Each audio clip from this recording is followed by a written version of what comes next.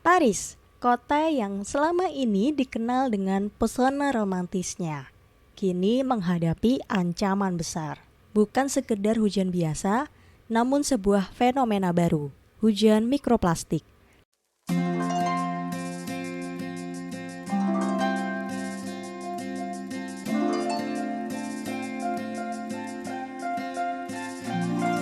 Sebuah berita yang mengejutkan muncul dari pertemuan 175 negara di Paris. Bukannya berkumpul untuk diskusi rutin, mata dunia kini tertuju pada langit Paris. Selama 5 hari, miliaran partikel mikroplastik diperkirakan akan mengguyur kota ini. Partikel-partikel ini berasal dari residu polusi plastik yang telah merajalela selama dekade terakhir. Mungkin kita sering mendengar bahaya plastik bagi kehidupan laut. Menurut The United Nations Environment Programs, Paus Biru telah mengonsumsi hingga 10 juta keping mikroplastik setiap harinya. Dan sekarang, Paris membuktikan bahwa ancamannya lebih luas. Kini, udara pun tercemar. Tapi sebetulnya seberapa kecilkah mikroplastik? Coba bayangkan sesuatu yang bahkan lebih kecil dari ujung jarum. Yap, itulah besar mikroplastik. Namun dampaknya luar biasa merusak. Pernah bertanya dari manakah asal mikroplastik?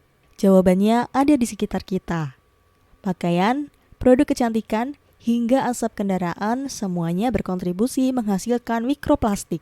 Penelitian menunjukkan bahwa serat sintetis dari pakaian kita seperti polister dan nilon menjadi salah satu sumber utama mikroplastik. Serat pakaian kita saat dicuci bisa lepas dan menjadi mikroplastik. Partikel-partikel ini masuk ke saluran air, mencemari sungai, laut, dan akhirnya atmosfer kita. Dunia mulai menyadari krisis ini. Negara-negara memulai kampanye, membuat regulasi, namun tantangannya masih sangat besar. Meski banyak upaya dilakukan, produksi plastik terus meningkat.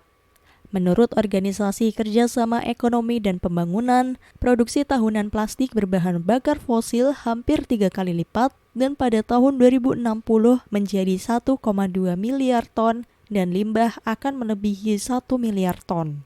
Lalu, bagaimana kita dapat menghentikan gelombang plastik ini jika produksinya terus bertambah? Paris kini bukan hanya simbol cinta dan kebudayaan, namun juga peringatan tentang masa depan kita. Kita semua harus beraksi sebelum terlambat. Gimana caranya? Simpel kok. Kita bisa mulai dengan mengurangi penggunaan plastik itu sendiri sebagai hulu permasalahan mikroplastik. Dari hal-hal kecil seperti pakai kantong kain guna ulang saat berbelanja, membawa tumbler dan alat makan sendiri dari rumah, hingga pilih produk yang bebas mikroplastik. Nah, untuk solusi yang ini, kalian bisa pakai aplikasi Beat the Microbeats yang bisa di-download di Play Store untuk membantu mendeteksi apakah produk kalian saat ini terdapat mikroplastik atau tidak.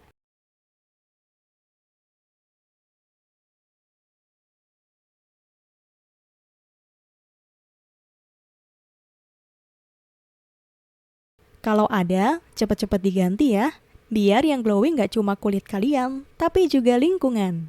Karena setiap tindakan kecil yang kita lakukan bisa berdampak besar untuk masa depan kita. Jadi, ayo bersama-sama melawan ancaman mikroplastik. Untuk bumi yang lebih baik, kita harus beraksi. Yuk beralih ke hidup tanpa plastik, tanpa mikroplastik. Next, cerita apa lagi ya?